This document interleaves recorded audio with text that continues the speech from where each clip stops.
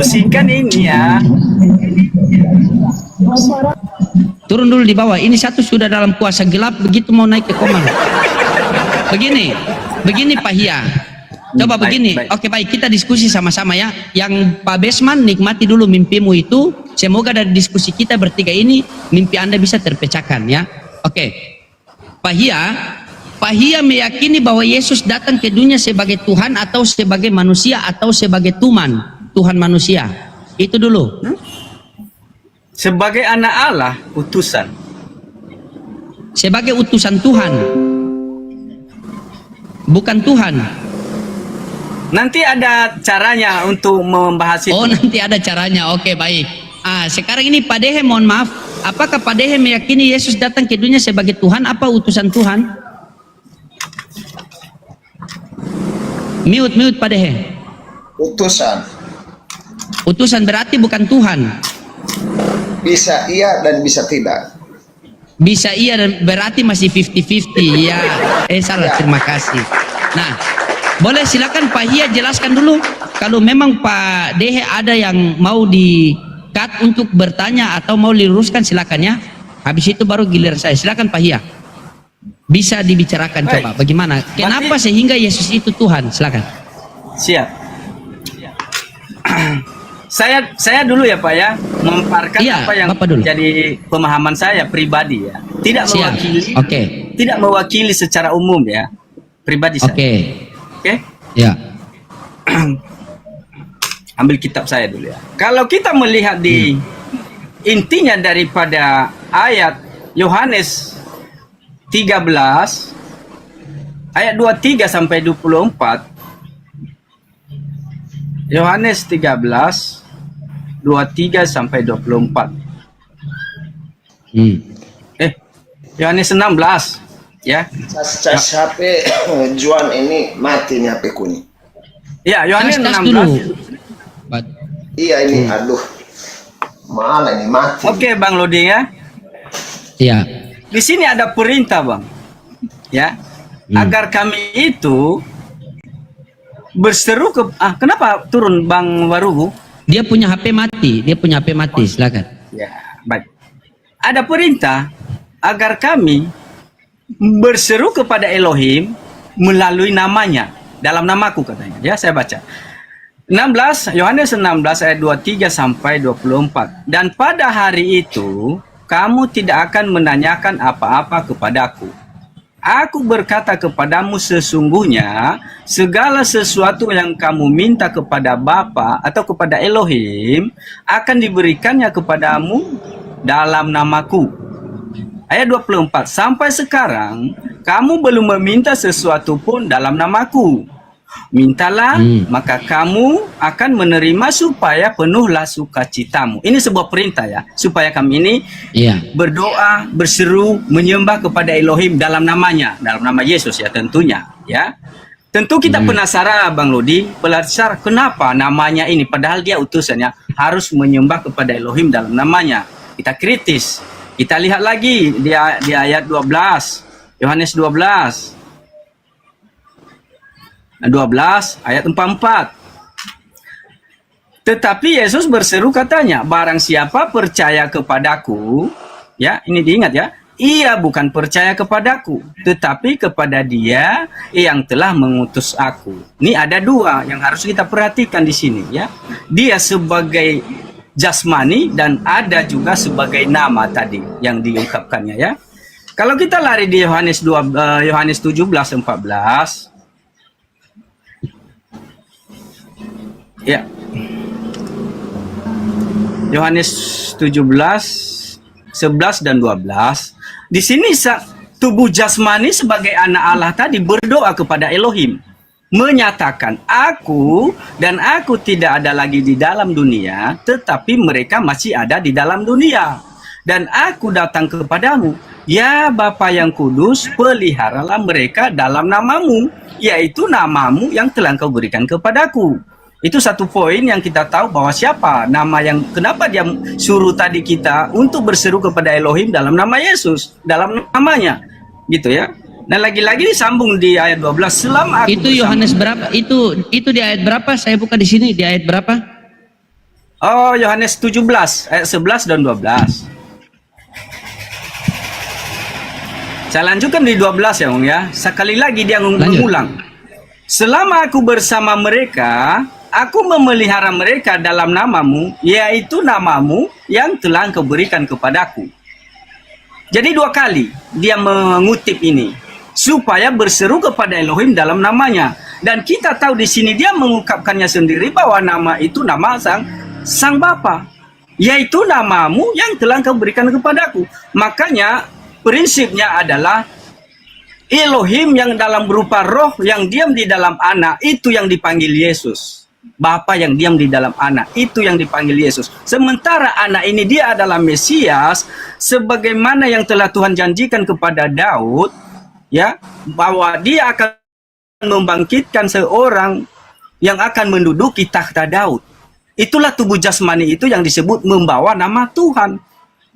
Dia pembawa nama Tuhan. Melalui pemanggilan Yesus itu, Bapa itu dipermuliakan. Makanya dia seringkali berserulah kepada Bapa dalam namaku, supaya Bapa itu yang akan dipermuliakan di dalam anak. Karena anak itu tidak dapat berkata-kata dari dirinya sendiri, karena Bapa yang diam di dalam dia, dialah yang melakukan pekerjaannya. Nah, sebagai anak Daud yang menjadi raja atas bangsa Israel itu, dialah yang menjadi hamba. Ya, hamba, tetapi Tuhan yang berkuasa di dalam dia, itulah pelaku-pelaku mujizat itu. Perkara-perkara kekuasaannya, banyak hal, mujizat-mujizat yang dulu. Dan sebagai anak hamba, dia melakukan apa yang telah Tuhan wajibkan kepada dia. Ya. Dia berpuasa, dia berdoa, dan dia melakukan penginjilan di seluruh bangsa Israel.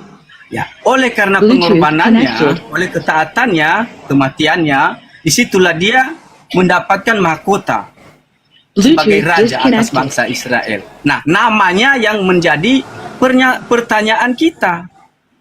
Ya, karena dia mengatakan tadi itu, berdoalah kepada Bapa dalam namaku. Nah, ternyata nama itu dia menyatakan. Itu berapa? Iya, sabar. Ya? Itu berapa yang berdoalah kepadaku dalam nama Bapa? Ya, Yohanes berdoalah kepada Bapa dalam namaku. Iya, ini. Di Yohanes 13 tadi ayat 23, Bang. Yohanes 16, Yohanes 16. Ya. Yohanes 16 ayat 23. Iya, sampai 24. Di situ ayat yang harus dimintanya supaya berdoa kepada Bapa itu dalam nama Yesus, dalam nama Dia. Nah, kita cari nama itu, ternyata dalam doanya di Yohanes 17 ayat 11 12 menyatakan bahwa itu Yohanes berapa, Pak? Yohanes berapa? 16 ayat 23 sampai 24. Yohanes 16. Oke, kalau sudah selesai bilang ya, karena itu ada rancus itu yang tadi Anda jelaskan tuh, nanti saya jelaskan ulang. Silakan. Baik. Makanya di Yohanes 12 ayat 44 ini dia menyatakan, barang siapa percaya kepadaku, ya, ia bukan percaya kepadaku, tetapi kepada Dia yang telah mengutus aku. Karena ada dua yang perlu kita perhatikan di sini, Pak. Yang Yesus itu yang sesungguhnya ada roh, Bapa itu roh yang diam di dalam anak, ya. Makanya ketika ia pun disalib sang anak itu, ia berkata, Eloi, Eloi sabachthani, mengapa engkau meninggalkan aku? Disitulah Bapa itu menunggu waktu yang sudah ditentukan, itu 3 hari sesudah ia dibunuh, dikubur, maka Elohim membangkitkan dia dari antara orang mati. Dan memberikan dia kekuasaan itu sebagai raja atas bangsa Israel. Dia itu sosok jasmaninya itu adalah betul-betul yang sebagaimana yang ada di Markus, ya. Kita baca dulu, Bang, ya. Kadang-kadang memang saya agak di Markus Lukas 1 ayat 30. Jangan banyak-banyak, ya. Pak. Ya, satu lagi. Sedikit-sedikit saja. Oke, silakan. Satu lagi, Bang Loding. Satu lagi, ini tentang anak Daud yang dijanjikan. Ini dia tubuh jasmaninya itu. Lukas 1 ayat 30, Bang. Kata malaikat itu kepadanya, jangan takut, hai Maria, sebab engkau beroleh kasih karunia di hadapan Elohim. sesungguhnya engkau akan mengandung dan akan melahirkan seorang anak laki-laki, dan hendaklah engkau menamai dia Yesus. Ia akan menjadi besar dan akan disebut anak Allah yang maha tinggi, dan Tuhan Elohim akan mengaruniakan kepadanya takhta Daud. Itulah tubuh jasmani itu, bukan Tuhan jasmaninya itu, Bang. Tetapi namanya itu yang perlu kita perhatikan, Bang. Nama di atas segala nama itu. Oke. Ya, takhta Daud, Baik. bapa leluhurnya. Ya gitu. Dan ia akan menjadi raja atas kaum keturunan Yakub sampai selama-lamanya. Itu jasmaninya, Bang. Yang sebagai hamba itu. Sudah? Oke, ya. Sudah? Oke, siap. Tepuk tangan. Oke. Ya. Ketika Anda mengatakan tadi di mana ya, Yohanes 16 23 sampai 24, dan pada hari itu kami tidak akan menanyakan apa-apa kepadaku. Aku berkata kepadamu, sesungguhnya segala sesuatu yang kamu minta kepada Bapa akan diberikannya kepadamu dalam namaku. Ya. Benar kan? Ya. Nah, ini saya percaya, Bang, karena kalau di Islam itu juga ada namanya wasilah. Ila adratin Nabil Mustafa sallallahu alaihi wasallam wa Ali wa Umar wa Utsman. Itu nama wasilah. Sebagaimana Nabi Adam alaihissalam ketika dia memohon ampun kepada Allah, ya Rabbil Haqqi Muhammad, ya Rabbil Haqqi Muhammad, ya Allah ampunlah dosaku dengan nurnya Muhammad, ampunilah dosaku dengan haknya Muhammad. Meminta kepada Allah melalui utusannya itu tidak masalah, namanya kalau di Islam wasilah, Bang. Nah, setelah tadi Anda langsung mengkomparkan di mana tadi ya? Di Yohanes 17 nomor 11. Benar tidak? Ya? 17 Oke, ya. baik. 17. Nah, di sini pembuktiannya. Ya, di sini pembuktiannya apa ya?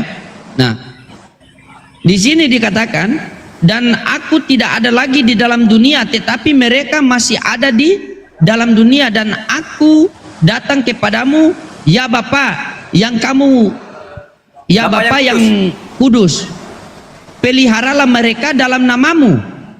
Benar? Ya, ya. Ya. Ayat ini, kata-kata yang selanjutnya, sabar. Kata-kata yang selanjutnya ini, yaitu namamu telah engkau berikan kepadaku supaya mereka menjadi satu sama seperti kita. Pak, ini kalau Bapak Hia jujur, ini di KJV tidak ada, Pak. Saya buktikan ya. Di KJV. Nih. Di John 17:11 nih Pak. John 17:11 ya. John 17:11. Nih saya terjemahkan Pak. Nih terjemahannya Pak. Nih baca. Dan sekarang aku tidak ada lagi di dunia, tetapi mereka masih ada di dunia, dan aku datang kepadamu Bapa yang kudus, peliharalah dengan namamu sendiri mereka yang telah engkau berikan kepadaku. Di mana ada namamu telah diberikan kepadaku? Di John. Silakan Anda buka yang versi KJV. Di mana? Sudah saya terjemahkan. Ingat baik-baik. Dan sekarang aku tidak ada lagi di dunia, tetapi mereka masih ada di dunia. Dan aku datang kepadamu Bapa yang kudus, peliharalah mereka dalam namamu sendiri. Ingat, dalam namamu sendiri ya. Coba baca selanjutnya di situ. Apa tertulis? Dalam namamu sendiri selanjutnya apa? Yaitu nama yang diberikan kepadaku kan? Ya. Benar? Ya. Kenapa Ya. di KJV tidak ada, Pak? Kenapa di King James Version tidak ada? Apakah ini sengaja dihapus atau ditambah? Silakan. Itu yang saya nggak tahu Bang. Yang jelas kan kitab yang umum sekarang ini yang dipakai adalah, inilah kitab yang saya baca Bang, yang umum. Coba Ya. tampilkan Bang. Oke, jadi kalau misalnya maaf dulu Bang ya. Atau Abang Lahagu mau coba jawab gitu? Enggak. Yang harus Dia kita itu masih ikuti dalam itu mimpi. Alkitab. Coba tunjukkan Alkitab itu Bang.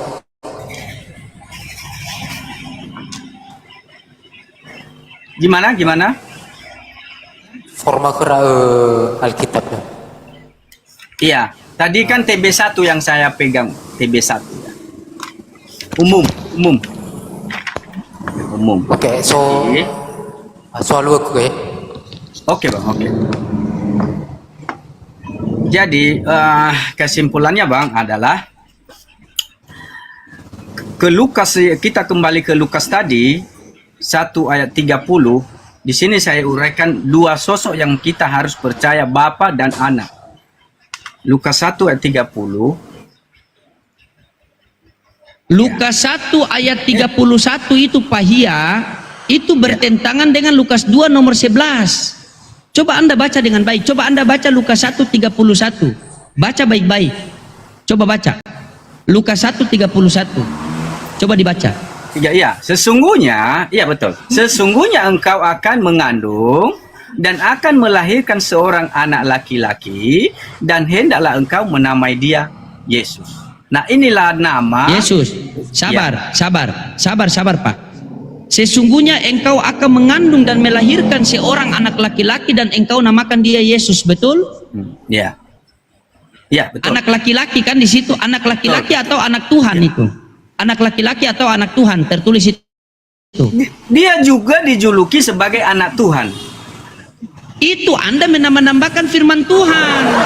Sementara di dalam Bible tidak boleh menambahkan firman Tuhan, tidak boleh mengurangi firman Tuhan. Saya tanya sama Anda jujur. Yang tertulis di Lukas 1:31 itu anak apa, laki-laki atau anak Tuhan? Iya. Makanya saya katakan dia ini juga dijuluki sebagai anak Elohim yang maha tinggi. Dia ayat 32 ya.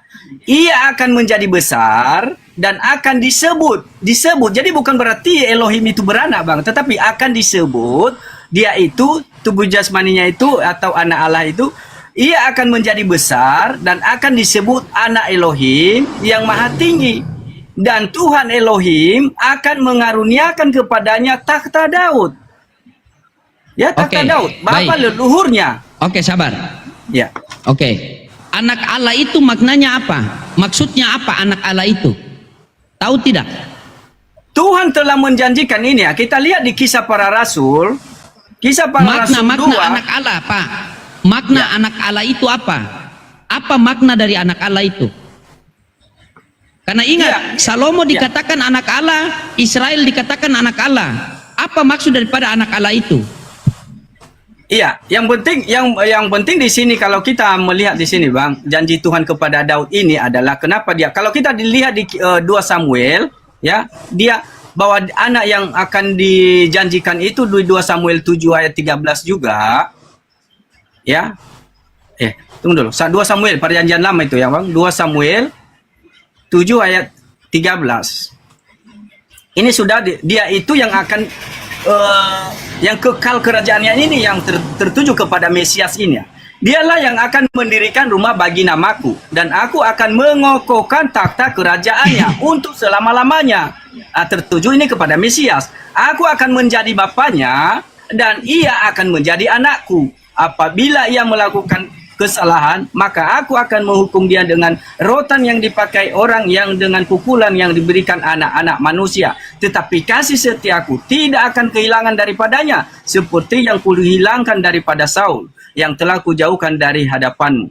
Keluarga dan kerajaanmu akan kokoh untuk selama-lamanya. Ini untuk Daud, janji Tuhan kepada Daud. Nah, inilah yang sedang ditunjukkan. Pahia, ya. Apa pertanyaan saya, Pahia? Apa maksud dari anak Allah? Karena Salomo dikatakan anak Allah, Israel juga dikatakan anak Allah. Makna dari anak Allah itu apa? Apa yang dimaksud anak Allah itu? Oh, ini berbeda. Kalau tidak tahu, bilang tidak tahu, biar saya kasih tahu. Ini berbeda dengan secara umat Israel secara umumnya ya. Tetapi ini dikhususkan untuk raja yang dibangkitkan untuk Daud. Dia Mesias ini Bang ya, yang membawa nama Tuhan gitu ya. Dia ini karena ketaatan. Baca Markus 5 nomor 9. Pak, ya. Baca Markus 5 nomor 9. Saya kasih tunjuk itu. Baca Markus 5 nomor 9. Markus 5 nomor 9. Oke. Ya. Markus 5 ayat 9 gitu. Baca. Kemudian bertanya kepada orang itu, "Siapa namamu?" Itu ya. Markus 5 nomor 9. Hah? Iya, Markus 5 nomor 9. Matius, sorry. Matius 5 nomor 9. Ini legion ini namanya. Matius 5 nomor 9. Gitu ya. Barang siapa, berbahagialah orang yang membawa damai, karena mereka akan disebut anak-anak Allah. Gitu ya. Itu Ya. makna daripada anak Allah. Sabar, jangan dulu potong. Makna daripada anak Allah berarti orang yang membawa damai. Siapa saja yang membawa damai maka dia disebut anak Allah. Terus kenapa Yesus disebut anak tunggal Allah? Karena satu-satunya utusan dia, tidak ada dua. Makanya dia katakan anak tunggal Allah. Jadi jangankan Yesus, saya sama Anda saja ketika membawa damai maka kita disebut anak Allah. Ya. Karena Salomo disebut anak Allah, Israel disebut anak Allah. Betul, Jadi betul. anak Allah itu orang yang membawa damai disebut anak Allah. Bukan anak Allah itu punya keilahian dia begini, tidak Pak. Ya. Tidak ada seperti itu. Ya. Nah, coba sekarang begini, sabar. Anda baca Anda baca Yohanes 14 nomor 1. Jelaskan sama saya itu. Saya bukan pendeta ya, bisa menjelaskan segala sesuatu ya. Nanti. Ya, oke. Coba Yohanes. baca. Kalau tidak bisa, nanti saya jelaskan. Yohanes 14 nomor 1. Yohanes 14. Ayat 1. Ayat 1. Yohanes 14 ayat 1. Oke. Ya. Janganlah gelisah hatimu, percayalah kepada Elohim, percayalah juga kepadaku. Ya. Ada berapa oknum yang harus kita, ada berapa entitas yang harus kita percaya di situ? Dua. Ya, baik. Percaya kepada Elohim sebagai apa? Percaya kepada Yesus sebagai apa? Dan mana dalilnya? Silakan. Ya. Percaya kepada Bapa yang adalah sumber segala sesuatu, adalah yang maha kuasa, gitu ya, Bapa. Nah, dia sudah menegaskan tadi bahwa harus menyembah Elohim itu atau berseru kepada Elohim itu dalam namanya. Gitu. Nah, kalau kita melihat dari nama itu, yang apa yang dia maksud nama itu, yaitu yang di 17 tadi, Yohanes 17, yaitu aku telah memberitahukan namamu sebagai anak berdoa kepada Elohim, atau sebagai utusan berdoa kepada Elohim, menyatakan aku telah memberitahukan namamu, yaitu namamu yang telah kau berikan kepadaku, supaya Bapa itu dipermuliakan di dalam anak. Itu tujuannya nama itu. Begitu berseru kepada Yesus itu bukan tertuju kepada sang anak, tetapi tertuju kepada Elohim yang adalah roh yang diam di dalam anak. Itu dia, Bang. Ya Aba itu dia Aba, Tuhan yang roh itu yang. Nah, Coba Pak Hia ikut saya ya. Baru Pak Hia sangga ya. Pak Hia ikut saya dulu, baru Pak Hia sangga ya. Begini kalau mau menjelaskan Bible ini saya kasih tunjuk triknya. Coba baca Yohanes 14 nomor 1 tadi, apa bunyinya? ya. 14 ayat 1. Ya. Janganlah gelisah hatimu, percayalah kepada Elohim, percaya jugalah kepadaku. Kalau kita tanya kepada Pak Hia atau Kristen lain pasti muter-muter seperti tadi. Mending kita tanya Yesus. Yesus, percaya kepada Allah sebagai apa? Baca Matius 11:25. Baca Matius 11:25. Baca Matius 11:25, buka. Ya, 25. Ya. Pada waktu itu berkatalah Yesus, ya, anak Allah, aku bersyukur kepadamu, Bapa, Tuhan langit bumi, karena semuanya itu engkau sembunyikan bagi orang-orang bijak dan orang-orang pandai, tetapi engkau nyatakan kepada orang kecil. Nah, kalau kita tanya Inilah kepada sebuah Yesus, rahasia. janganlah gelisah hatimu, sabar. Janganlah gelisah Ya, hatimu, baik-baik. percayalah kepada Allah, percaya juga kepadaku. Percaya Iya. kepada Allah. Menurut Yesus bagaimana? Yaitu sebagai Tuhan langit dan bumi, Matius 11:25. Iya. Aku bersyukur kepadamu Elohim, Tuhan langit dan bumi. Benar tidak? Betul. Benar Betul. kan? Berarti percaya kepada Elohim sebagai Tuhan. Sepakat? Ya. Nah, sekarang percaya kepada Yesus sebagai apa? Kita tanya sama Yesus. Baca Yohanes 11:42.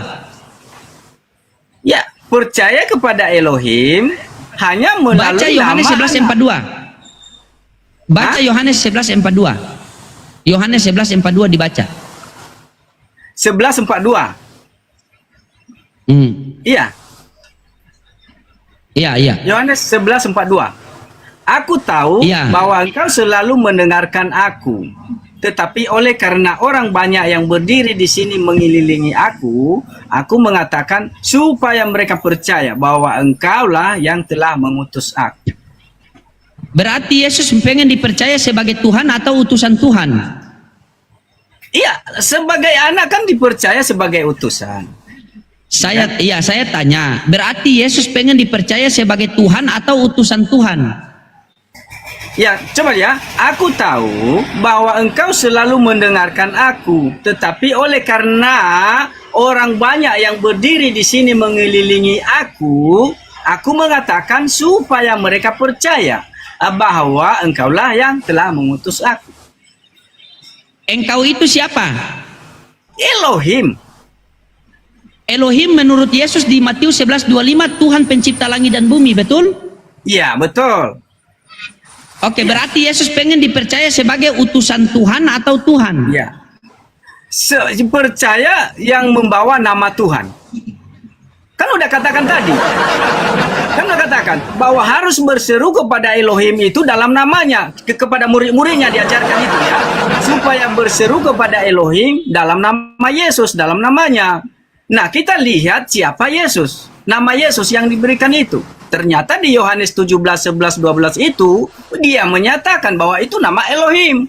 Makanya disuruh harus menyembah Elohim dalam nama itu. Pahia. Itu intinya, Bang.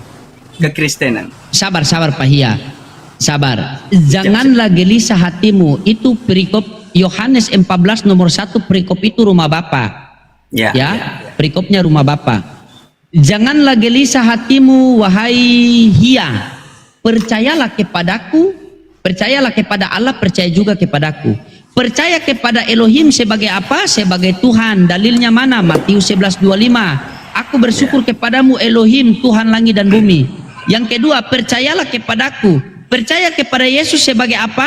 Sebagai utusan Tuhan. Dalilnya mana? Yohanes 11:42. Ya Bapa, di sekelilingi orang banyak ini, aku pengen agar mereka percaya bahwa engkaulah yang telah mengutus aku. Engkau itu Tuhan yang mengutus aku, yaitu Yesus. Kalau Elohim sudah Tuhan, berarti Yesus ini apa? Tuhan atau utusan Tuhan? Oke, tadi saya sudah katakan, Bang. Dia sebagai yang diutus, yang ditentukan penggenapan janji Tuhan kepada Daud. Tubuh jasmaninya, Bang, sebagai sosok hamba. Dia yang telah ditentukan menggenapi seperti yang ada di Kisah Para Rasul 2 ya, ayat 30, Bang ya. Tuhan telah bersumpah kepada Daud. Ini sosoknya itu memang disebut anak Allah ini ya. Ayat 30 ya. Ayat 29 aja kita mulai, Bang ya. 29 ya. Coba 29 nanti ya. Memang agak berbeda dari teman saya, tetapi saya harus menyatakan sesuai Alkitab, Bang ya. Saudara-saudara, aku boleh berkata-kata dengan terus terang kepadamu tentang Daud. Ini lagi-lagi Daud ini. Bapa bangsa kita, ia telah mati dan dikubur, dan kuburannya masih ada pada kita sampai hari ini.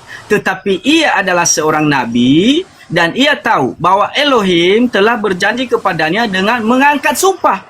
Ini ada janji Tuhan kepada Daud tentang ini, tubuh jasmani Mesias ini, ya, mengangkat sumpah bahwa ia akan mendudukkan seorang dari keturunan Daud sendiri di atas taktanya. Jadi kerajaan Mesias ini kekal di hadapan Tuhan, bukan di dunia ini. Nanti sesudah penghakiman, ialah yang menjadi penghakim yang akan menghakimi ke-12 suku Israel. Dia raja atas mereka. Namanya cuma namanya tadi yang perlu kita perhatikan. Mengapa dia harus menyuruh kita menyembah kepada Elohim itu memakai namanya? Ternyata nama yang dibawanya itu nama Elohim. Gitu maksudnya, Bang. Jadi ketika saya nama Elohim tadi kan tidak nama Elohim tadi kan tidak tertulis di KJV. Bagaimana bisa Anda menyimpulkan itu benar? Anda sama-sama Kristen. Di KJV tidak ada namamu yang telah diberikan kepadaku, tetapi di LAI ada. Mana yang betul antara dua kitab ini? Sementara sama-sama dua kitab Kristen. Coba. Hanya beda terjemahannya saja. Bagaimana Anda menyimpulkan itu? Sabar. Jangan dulu potong saya. Sabar. Nah, sekarang poinnya di sini kita buktikan Yesus ini Tuhan atau utusan Tuhan kan? Anda berpegangan tadi di namaku. Ya, Di nama, coba ya. Anda baca kisah para sabar. Anda buka kisah para rasul 13, kisah para rasul 3:13. Ya. Baca situ. Jadi ya. Kisah para Coba rasul kisah 3. para rasul 3:13. Ayat 13. Saya harap Anda di sini jangan Anda mutar-mutar. Saya mau tanya dari hati ke hati sama Pak Hia. Saya tahu Pak Hia ini orang jujur, orang yang berpemikiran luas dan tetap kooperatif. Silakan baca. Amin, amin. Elohim Abraham, Ishak dan Yakub. Elohim nenek moyang kita telah memulihkan hambanya, yaitu Yesus, yang kamu serahkan dan tolak di depan Pilatus, walaupun Pilatus berpendapat bahwa ia harus dilepaskan. Oke, Elohim Abraham, Elohim Ishak, Elohim nenek moyang kita telah memuliakan hambanya, yaitu siapa? Yesus. Ya. Yesus hamba atau Tuhan kalau begitu? Makanya di sini Bang yang perlu diperhatikan Bang. Ya, karena begini Bang ya. Dia karena dia menetapkan memberikan perintah supaya berseru kepada Elohim itu dalam namanya. Ini yang perlu kritis kita memperhatikannya Bang ya. Kenapa? Makanya saya katakan tadi kitab yang saya bawa ini adalah benar rujukannya. Karena dia sang anak mengatakan bahwa kita harus berseru kepada Bapa dalam namanya, itu kan. Nah, ternyata nama itu bukan nama sembarangan kiranya. Setiap kali pernyataan itu diberikan di bawah supaya Elohim dipermuliakan di dalam dia. Dengan menyebutan nama itu, Elohim dipermuliakan. Jadi sebenarnya sesungguhnya dia adalah Mesias. Kalau saya sebut dia Mesias ya. Karena di mana di Matius 16. Oke, Papi lanjut dulu Papi ya. Papi boleh lanjut dulu. Saya izin sebentar. Oke. Oke, siap. Lanjut Pak ya. Selamat malam Bang. Saya bukan pendeta ya, Ya, tapi apa yang saya baca Mute, itu Papi. sesuai Alkitab. Oke. Baik, saya monitor dari tadi semenjak awal Pak Hia naik ya, dan ini memang begini, Pak Hia ini selalu terjebak di dalam nama. Yang memberi nama Yesus itu siapa Pak? Di dalam Bible, yang memberi nama. Ya, malaikat Tuhan Pak yang menyampaikan perintah itu Pak. Malaikat Tuhan. Oke, berarti yang memberikan nama kepada Yesus adalah malaikat. Iya, betul. Oke, di Matius 1:21, betul? 121 betul. Dan Ada juga di nggak Lukas. ayat? Juga di Lukas Ya. juga Pak. Ada tidak ayat yang menjelaskan bahwa Bapa itu memberikan nama kepada Yesus? Sementara satu-satunya dalil di dalam Bible itu bahwa yang memberikan nama itu kepada Yesus adalah malaikat. Ya. Di mana dalil Bapa memberikan nama, bukan Yesus Ya. yang diberikan seperti namamu yang kau itu kan mengutip di Yohanes. Ada nggak Bapak memberikan namanya itu kepada Yesus? Iya. Kalau saya mengamatinya bahwa berdasarkan pernyataan anak Allah menyatakan bahwa harus berseru kepada Elohim dalam namaku, saya mengutip di Yohanes 17 pengakuan yang mengatakan bahwa nama yang telah disandangnya itu adalah nama Bapa, di situ buktinya. Sementara nama itu pemberian daripada malaikat Tuhan supaya nama itu dipanggil. Sementara itu untuk kemuliaan Elohim yang diam di dalam dia. Elohim Baik. yang roh gitu ya. Bapa yang diam di dalam Berarti dia. Elohim roh di dalam diri Yesus itu. Diri mana ya? Anak Allah, diri anak Allah. Kalau saya yang menyebutnya bahwa anak Allah itu tadi saya tidak sebutkan dia sebagai Yesus lagi, tetapi kesal pribadi saya mengatakan dia adalah Mesias, anak Allah itu. Kalau kata Yesus itu menuju kepada Elohim sang Bapa. Pemujaan kepada Elohim di era perjanjian baru. Menurut saya seperti itu. Karena dia juga mengutus Roh Kudus memakai nama Yesus itu juga, Pak. Roh Kudus. Bapa akan mengutus Roh Kudus dalam namaku juga, Pak. Gitu. Jadi intinya satu nama, Pak. Ya, satu nama saja. Baik. Berarti namanya anaknya Maria siapa? Iya, kan nama itu pemberian daripada daripada malaikat Tuhan. Kita tahu kalau diutus malaikat itu diutus tentunya itu daripada si Tuhan, daripada yang maha kuasa diutus. Nah, ternyata itu bentuk pemanggilan Elohim yang sedang menjadi penyelamat melalui anak gitu. Yang penyelamat itu Elohim yang diam di dalam anak, Pak. Ya, jadi melalui anak itu, melalui Mesias. Jadi Baik. Elohim datang sebagai juru selamat, dipanggil dia dengan nama itu di dalam anak. Nah, makanya ketika ia menanyakan kepada murid-muridnya, menurutmu siapa aku? Nah, ternyata dia adalah Mesias. Itulah dia, Mesias, anak itu. Tetapi Yesus itu panggilan Elohim di dalam dia, Bang. Di panggilan Bapa itu. Sebentar, Mesias itu apa arti Mesias?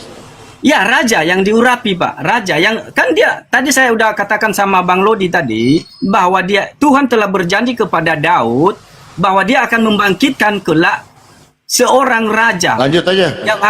yang akan menduduki takhta Daud, kekal kerajaannya kekal di hadapan Tuhan gitu. Oke, siapa yang mengurapi Yesus? Ya, inilah pengurapan dengan nama Tuhan ini sebenarnya dia sudah diurapi dengan nama Jangan Tuhan. nama dulu, Pak. Saya nggak nanya nama. Yang mengurapi siapa? Iya, Sang Elohim. Makanya dia itu kan diurapi dengan nama Tuhan, Pak. Elohim. Bukan nama, Pak. Bapak kan selalu terjebak mainkan di nama. Duh, Itu untuk menghindari, itu untuk menghindari dan tetap membenarkan Yesus itu adalah Tuhan. Lalu Anda bermain di nama. Apalah arti sebuah nama? Enggak, Pak. Itu sesuai fakta Alkitab yang saya bawa tadi, Pak. Baik. Kalau sesuai pertanyaannya, siapa yang mengurapi Yesus? Ya, ya. Ya, anak Allah itu sudah diurapi dengan membawa nama Tuhan itu, Pak. Udah terurapi. Enggak Pak. nanya nama, Pak. Yang saya nanya siapa yang mengurapi Yesus, itu aja, Pak. Iya, Sang Elohim, Pak. Sang Elohim. Anak, Bukankah- anak ya.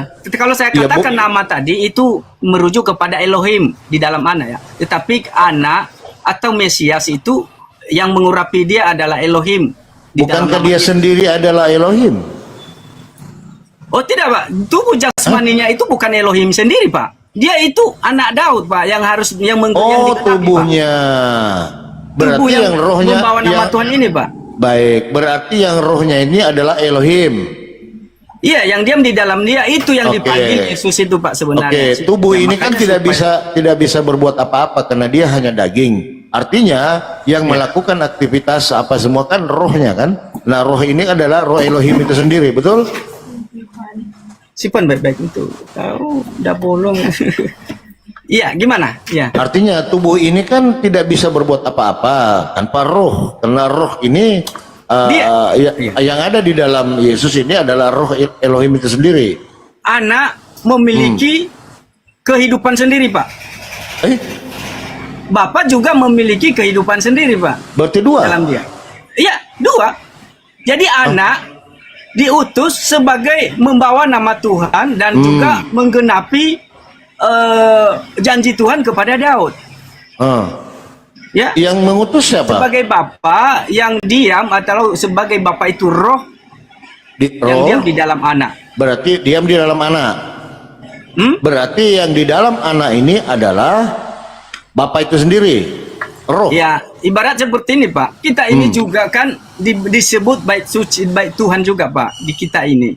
Dia Baik. ada roh Tuhan masing-masing dalam kehidupan kita ini. Baik, Nah, kita uji. demikianlah anak Allah ini tetapi Kita uji bahwa Pak Hia ini Tuhannya adalah malaikat. Matius 1:21. Ya, karena Anda bersikuku di nama. Sementara yang memberikan nama itu adalah malaikat, ya. Kita uji apakah Pak Hia ini bertuhan kepada malaikat atau bertuhan kepada Elohim. Buka Lukas 22:43, Pak. Oke, Lukas 22 43. 43. Ya. Oke. Ya, maka seorang malaikat dari langit menampakkan diri kepadanya untuk memberi kekuatan kepadanya. Ya. Kepada siapa itu, Pak? Ya, di sini disebut malaikat. Kepada siapa malaikat memberi kekuatan? kepada anak Allah. Bukan ke Dia Elohim itu memberikan sendiri. kekuatan pada anak Oke, Allah. di dalam anak Allah itu ada roh, ada roh siapa, Pak? Iya. Jadi dalam hal seperti itu pun kan, Ya. jadi istilahnya kan Hmm. orang di saat itu pun tidak mungkin menyimpulkannya, Pak, karena kuasa Tuhan itu kan tidak dapat dipandang istilahnya terbataskan, Pak. Ketika Iya. pun waktu anak Allah dibaptis, maka pun ada roh yang menyerupai marpati itu juga kan. Bukan Yang akan itu, Pak. disinggah Fokus. Jadi Di hal-halnya dalam- seperti itu, Pak, kuasa-kuasa Tuhan itu, Pak. Tidak Sabar. bisa kita batasi. Di dalam tubuh Yesus ada roh Elohim, betul? Iya. Nah, karena tanpa roh Elohim, tubuh ini mati, nggak bisa ngapa-ngapain, betul? Enggak, Pak. Eh, Nggak bisa, Pak. Karena Berarti ada anak dua roh. memiliki kehidupan sendiri dalam tubuhnya. Ya. Dan Bapak juga demikian, Pak. Kan ada pengakuan itu bahwa berarti ada dua roh. Bapak memiliki kehidupan sendiri, anak Berarti ada dua memiliki roh. kehidupan sendiri. Ada dua roh di dalamnya. Kalau Allah itu kan adalah disebut Allah yang tak terlihat, itu dia bentuk roh, dikatakan tidak terlihat karena dia roh kan. Jadi Ya, di kita dalam tidak diri dapat- Yesus, ya, di dalam kita diri tidak Yesus dapat- itu roh siapa? kita tidak dapat mengatakan apakah dia tetap di dalam anak atau dia memang keluar juga bisa, kan gitu. Dari mana Sebagaimana Anda tahu? Dari contoh, mana Anda tahu? contoh. Dia keluar. Contoh ya, contoh. Iya. Ketika ia waktu anak disalib, ia menyatakan, mengapa engkau meninggalkan saya? Ah. Kan gitu. Contohnya itulah Elohim. Jadi Kan istilahnya, dia masih hidup waktu dia berkata begitu. ya makanya tadi anak memiliki kehidupan sendiri, Bang. Berarti Jadi ada dua sesudah roh. anak ini meninggal, sudah mati, maka bersedialah Elohim membangkitkannya dari antara orang mati. Berarti ada dua roh di dalam diri Yesus. Ya, tentu Allah itu adalah roh yang tidak terlihat. Ya. Oke. Nah, yang saya mau nanya, Pak, ini malaikat kok memberi kekuatan kepada Elohim?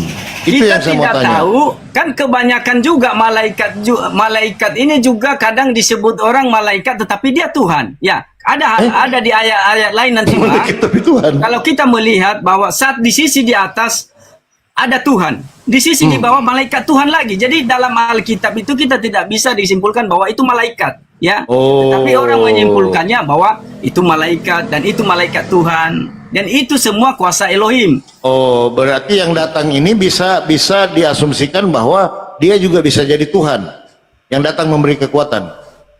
Iya. Berarti Tuhan iya. memberi Meskipun- kekuatan. Iya. Sabar. Berarti Tuhan memberi kekuatan kepada Tuhan. Bukan memberi kekuatan kepada Tuhan, tetapi Elohim itu yang punya kuasa, Bang, memberi kekuatan kepada anak. Kan udah saya katakan Elohim? berbeda. Anak yang adalah sebagai hamba, ya, sebagai hamba berdoa Oke. juga kepada Elohim, ya kan? Nah, Elohim pun yang senang menemani, yaitu menyertai dia. Penyertaan Tuhan itu kita tidak tahu apakah dia keluar masuk dalam tubuh Kristus. Dan tidak buktinya dia keluar masuk. ya, buktinya ketika ia disalib ia menyatakan, "Mengapa engkau meninggalkan aku?" Kan gitu. Ada buktinya, Bang. Dia keluar masuk dari anaknya. Kuasa Elohim itu di situ. Ini Elohim menarik sabakani, ini ya. "Mengapa engkau meninggalkan aku?" Arti disitulah Elohim itu Keluar. lagi melaksanakan tugasnya yang lain. Itu. Oh, tidak keluar bisa kita batasi masuk. kuasa Iya, Elohim iya, itu iya. tidak bisa kita batasi, Bang. Tidak Iya, bisa. iya. Jadi gitu, Bang Koro. Jadi di dalam diri Yesus itu keluar masuk, ya, keluar masuk. Kadang-kadang dia masuk, kadang-kadang dia keluar, kan begitu. Ntar ya, ntar saya ada kutipan Anda pernah saya Iya, catat iya, bahwa iya, iya. malaikat Nggak apa-apa, Tuhan nggak itu juga disebut juga Tuhan juga ya. Sebentar ada saya tulis itu ya ayatnya ya. Karena Iya, tidak selalu malaikat itu juga ditunjukkan bahwa dia malaikat utusan, tetapi juga ditunjukkan kepada Tuhan. Ada ayat yang ntar saya cari dulu Iya, ya. iya, iya. Ntar. Ini menarik, teman-teman ya. Saya baru dapat narasi bahwa di dalam diri Yesus itu Elohim itu keluar masuk, ya. Kayak gimana ya, keluar masuk ya. Ini menarik ini, teman-teman. Ini menarik ini. Tapi nggak apa-apa ya. Ini edukasi ya. Ini kita bisa dicari di surat Lukas 2 ayat 9 ya, Bang ya. Sampai 10 atau 15 ya. Lukas 2 Ya, Lukas 2:9.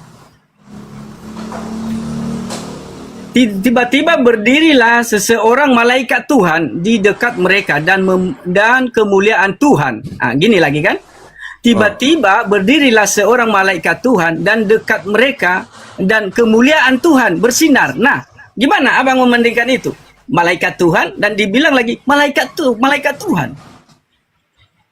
Maksudnya itu malaikat kemuliaan yang datang Tuhan, dari kemuliaan Tuhan. malaikat itu di situ ayat itu Pak, malaikat yang datangnya dari Tuhan, bukan Ya, malaikat coba Tuhan. dulu ya.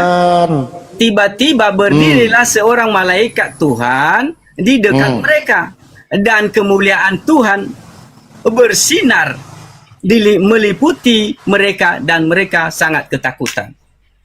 Ya, jadi Malaikat itu tidak Pak selalu. diberi kemuliaan, gitu loh. Ya. Yang muncul itu malaikat dari Tuhan. bukan diberi kemuliaan, malaikat Bang, Tuhan. tapi bukan diberi Itu- kemuliaan, tetapi kemuliaan Tuhan bersinar. Nah, sementara Iya, tadi, malaikat Tuhan tadi. kemuliaan Tuhan itu Pak, itulah malaikat Tuhan.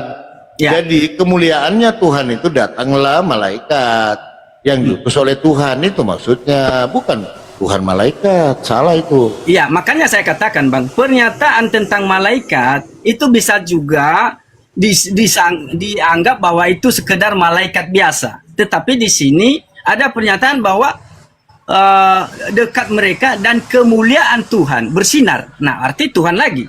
Itu ya. Jadi tidak disimpulkan seseorang yang hadir Tidak itu adalah seperti seorang itu, malaikat. Pak. Tetapi Tidak. memang Tuhan. Gabrul itu Pak, itu di situ malaikat Tuhan, malaikat yang datangnya dari Tuhan, gitu Iya, loh. Kita baca baik-baik Begitu ya. memanai. Lukas 2 ayat 9, tiba-tiba berdirilah seorang malaikat Tuhan, malaikat Tuhan di dekat mereka dan kemuliaan Tuhan bersinar. Berarti tidak selalu malaikat, berarti ini pun Tuhan, gitu ya. Nah, di ayat di mana lagi ya? Di ayat 15. Setelah malaikat-malaikat itu meninggalkan mereka dan kembali ke surga, gembala-gembala itu berkata seorang kepada yang lain, marilah kita pergi ke Bethlehem untuk melihat apa yang terjadi di sana seperti yang diberitahukan Tuhan.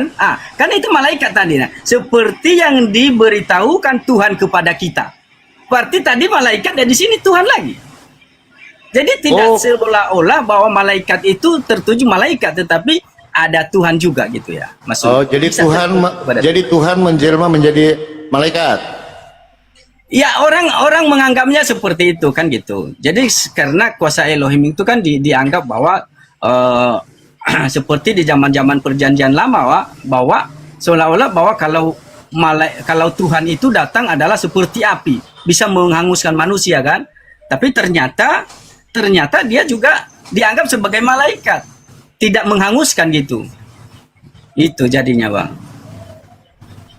Pak Hia ini pemahamannya seperti apa ya? Bahkan Ya. tadi di Lukas 22:43 itu sudah jelas Pak. Di situ dikatakan, coba baca pelan-pelan ayat itu Pak ya. Nah di sini langsung Anda otomatis membagi dua. Ya, padahal tadi dalam namanya ya Yesus itu adalah Elohim itu sendiri. Lalu saya kasih ke dua-dua, Lukas 22 langsung jadi bagi dua di situ Pak. Jadi di sini tidak ada kekonsistenan dalam Anda menjelaskan tentang ketuhanan itu. Coba di Lukas 22 coba. 22:43 ini sudah jelas Pak. Di sini Anda bisa ngeles lagi bahwa ini juga adalah Tuhan. Nah, ketika Tuhan memberi kekuatan kepada Yesus atau itu pun Bapa itu sendiri yang mempunyai nama, berarti konsekuensi logis ada dua. Anda melintir lagi bahwa ada dua. Ada dua. Oke, yang mana Tuhan di sini antara dua? Itu yang adalah Bapa, yang adalah Roh yang tidak terlihat, Pak. Nah, berarti Yesus bukan Tuhan. Anak Allahnya yang bukan Elohim. Bagaimana Anda Udah saya ini? katakan tadi, Pak, bahwa nama itu Mesias itu datang membawa nama Tuhan, membawa nama Elohim. Yang dipanggil dalam nama Yesus itu, Pak. Jadi Ana sebenarnya, Maria kalau ini Tuhan atau bukan sih Pak? Kalau saya simpulkan bahwa saya tidak memanggil anak Allah itu adalah Yesus lagi menurut saya ya. Tetapi dia sekedar anak Allah atau Mesias. Tetapi Yesus ini tertuju kepada panggilan Elohim yang diam di dalam dia. Yang firman yang disebut firman yang hidup di dalam dia itu. Bisa juga kan firman itu adalah Elohim. Nah, itulah yang diam di dalam anak. Itulah yang diam di dalam anak. Ketika di Lukas 22:43 Anda membagi dua di situ. Elohim mempunyai kehidupan sendiri, anak mempunyai kehidupan sendiri. Pak. Nah, sementara Pak. tadi Anda mengatakan bahwa Elohim sendiri berdiam di dalam Yesus. Bagaimana sih Anda ini? Ya, kita lari dulu ke Lukas apa tadi Pak? Saya kembali ya, saya kembali ke Lukas 1:30 tadi Pak. Itu sosoknya Pak, penggenapan Pak. Lukas 1 ayat 30 sampai 33 Pak ya. Ya, di sini. Kata malaikat itu kepadanya, "Jangan takut, hai Maria, sebab engkau beroleh kasih karunia di hadapan Elohim. Sesungguhnya engkau akan mengandung dan akan melahirkan seorang anak laki-laki, dan hendaklah engkau menamai dia Yesus." Ya kan? Berarti namanya, seolah itu namanya Yesus. "Ia akan menjadi besar dan akan disebut anak Elohim yang maha tinggi. Dan Tuhan Elohim akan mengaruniakan kepadanya takhta Daud." Itu anak yang lahir itu. Membawa nama Tuhan. Yang memberi nama kan, nama kan malaikat. Betul. Bukan Elohim. Ya, sudah saya katakan tadi, malaikat pun bisa dipandang sebagai Tuhan, atau Tuhan bisa dipandang juga sebagai malaikat. Kenapa jadi begitu, Tetapi Pak? walaupun itu dalam rupa malaikat, tentu saja malaikat itu tidak akan turun tanpa diutus oleh Elohim, memberikan nama itu. Jadi yang turun kepada Maria itu malaikat atau Tuhan? Ya, katakanlah Bang, saya tidak tahu menau tentang itu ya. Katakanlah kalau itu pun walaupun malaikat Tuhan, tetapi tentu saja dia tidak pun datang tanpa pengutusan daripada Elohim memberikan nama itu, ya kan? Tentu kan? Itu kan asumsi karena tidak ada tertulis. Ya udah jelas kan? Makanya saya katakan tadi, tidak mungkin malaikat, kalau memang pun dia malaikat Tuhan, tentu dia tidak bisa memberikan sesuatu tanpa perintah daripada Elohim. Nah, inilah nama yang disampaikan kepada Maria supaya tidak bisa dia melakukan sesuatu tanpa perintah Elohim. Betul. Kalau memang dia malaikat Tuhan, apalagi kalau dia langsung Tuhan kan gitu. Kalau dia adalah malaikat Tuhan. Sekarang yang memberi kekuatan kepada Yesus ini atas perintah Elohim atau bukan? Memberikan kekuatan kepada anak Allah, betul, atas perintah Elohim. Nah, atas perintah Elohim. Berarti ada Elohim, ada anak. Betul? Ada Elohim, ada anak, betul ya. Yang mana yang Tuhan ini? Antara anak atau Elohim? Ya, Elohim itu adalah sumber segala sesuatu yang juga diam di dalam anak gitu ya. Loh, dia kan diberi, Pak. Kalau ada di dalam dirinya, ngapain lagi dia dikasih kekuatan? Ini rasional berpikir, Pak. Saya sudah punya rokok, lalu datang lagi orang mengasih saya rokok. Ini sudah tidak logis. Anda kan mengatakan tadi di dalam diri Yesus sudah ada, ya, ada Elohim itu sendiri. Lalu datang malaikat yang diutus oleh Elohim untuk memberi kekuatan kepada anak. Ya, gitu loh. Berarti di dalam diri anak ini tidak ada Elohim karena malaikat memberi kekuatan. Bagaimana Anda berpikir?